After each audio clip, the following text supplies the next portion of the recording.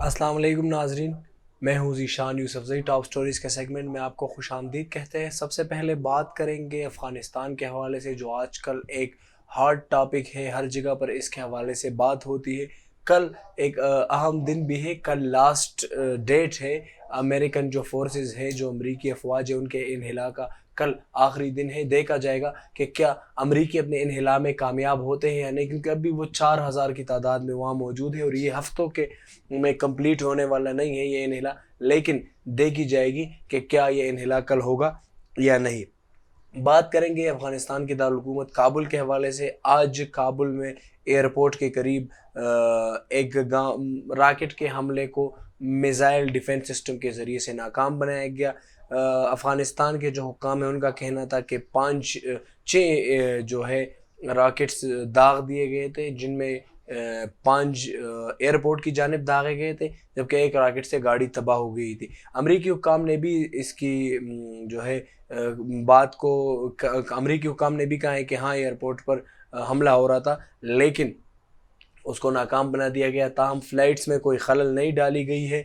और कल, जैसे मैंने पहले बताया, कल आखिरी दिन है तो इन्हिला का, तो इंटेलिजेंस इंतहाई सख्त की गई है। और अमरीकी अफवाज का कहना है कि जहाँ पर भी हमें थोड़ा सा शक व शोबा हुआ कि हमले का ख़तरा है या मनसूबाबंदी की जा रही, तो हम उसको टारगेट करेंगे।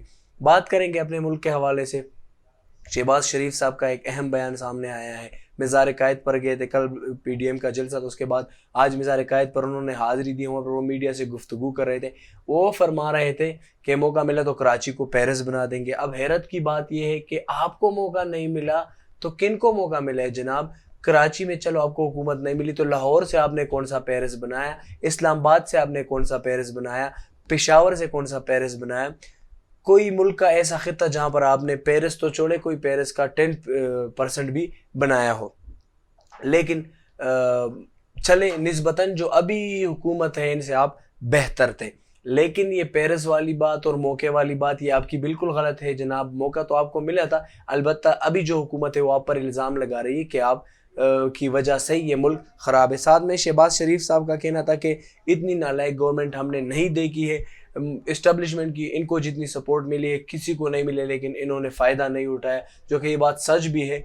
और उन्होंने कहा कि जो 20-20 घंटे लोड शेडिंग है वो नवाज़ शरीफ की मेहनत से कम हुई, न कि कोई जादू टोने से कम हुए।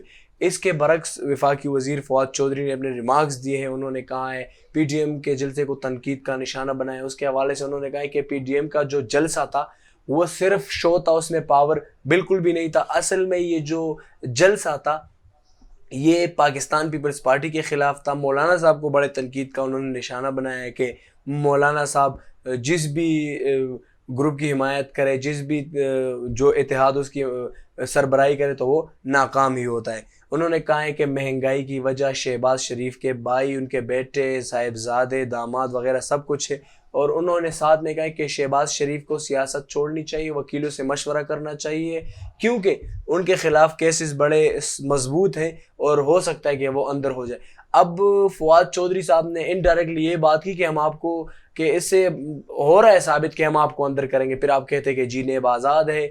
थोड़ा आप अपने कंट्रोल करें ज़ुबान पर। आप इस तरह के स्टेटमेंट देंगे तो फिर लोग यही कहेंगे कि आप ही ने इनको अंदर कराया है, और इसी तरह ही फिर होगा। मतलब लगता ही इस तरह है कि आपने कहा कि आप पर केसेस सख्त है। आप होते कौन है केसेस वाले? अपनी मिनिस्ट्री से काम रखे, इसको थोड़ा बेहतर बनाए, बजाय इसके कि इधर उधर जाए। मिनिस्ट्री आपकी गर्क है, हुकूमत आपकी तबाह है, महंगाई का एक तूफ़ान है, और आप आए जा रहे हैं और इल्ज़ामात लगाए जा रहे हैं कि ये हो रहा है, वो हो रहा है। बहरहाल बात करेंगे वज़ीर आज़म साहब के हवाले से, हैंडसम खान के हवाले से। उन्होंने कहा कि महंगाई में कमी और अशियाई ज़रूरिया की जो कीमतें हैं इसमें इस्तेहकाम चाहिए। उन्होंने हिदायत की है। अल्लाह खैर करे, जब भी वो कोई अच्छा काम करने की कोई वो आज़म करे, कोई इरादा करे, तो उसके दूसरे तीसरे दिन महंगाई आ जाती है। अब मुझे डर है कि कहीं दोबारा पेट्रोल महंगा ना हो जाए, कहीं महंगाई का एक और बम ना गिराया जाए। उन्होंने कहा है कि आम आदमी की जो तहफ़्फ़ुज़ है वो हमारी अव्वलीन तरजीह है, जो कि सिर्फ ज़ुबानी हद तक है, मतलब अमली हद तक उनकी कोई तरजीह नहीं है।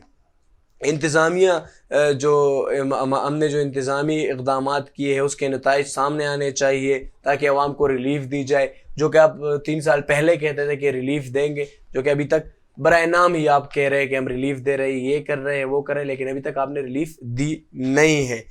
ان کے وزیر اعظم صاحب کے زیر صدارت اجلاس ہوا جس میں وفاقی وزیر شوکت ترین، خسرو بختیار اور وزیر خوراک و تجارت، اس کے علاوہ فروخ حبیب صاحب اور دیگر بھی سرکاری عہدیداران اور سیکرٹریز اس میں شامل تھے۔ بات کریں گے باجوڑ سے، جہاں پر فوجی جو چوکی تھی وہاں پر افغانستان سے فائرنگ کی گئی ہے، 2 جوان شہید ہو گئے۔ جوابی کارروائی میں 3 دہشت گرد ہلاک ہوئے، جبکہ 4 کی ذرائع کے مطابق 4 کے زخمی ہونے کی اطلاع ہے۔ وزیر داخلہ نے اس واقعے کی سخت ترین مذمت کی ہے اور انہوں نے بتایا ہے کہ اس سے ہمارے حوصلے پست نہیں ہوں گے۔ بات کریں گے کرونا کے حوالے سے، سب سے پہلے آپ کو ایک عام خبر دیتا چلوں، سنگاپور دنیا کا وہ ملک بن گیا جہاں پر سب سے زیادہ ویکسین لگائے گئے ہیں۔ 80% جو وہاں کی آبادی ہے وہ ویکسینیٹڈ ہے، انہوں نے 2 ڈوز لیے ہیں، وہاں پر ہر چیز نارمل ہو چکی ہے، عام زندگی چل رہی ہے۔ اپنے ملک کے حوالے سے بات کریں گے، گزشتہ 24 گھنٹوں کے دوران 3800 نئے کیسز سامنے آئے ہیں، 66 نئی اموات ہوئی اور مثبت کیسز کی شرح 6.78 ہے۔ ایک ہی راستہ ہے، احتیاط اور ویکسین، اور ویکسین فری مل رہی ہے۔ خدا را یہ ویکسین لگوائے اپنے لیے، اپنے خاندان والوں کے لیے، اپنے بچوں کے لیے، اپنے قوم و ملک کے لیے اور اپنے مستقبل کے لیے یہ ویکسین لگوائے تاکہ اس قوم کا جو مستقبل ہے وہ صحت مند اور توانا ہو۔ اجازت دیجیے، اللہ حافظ۔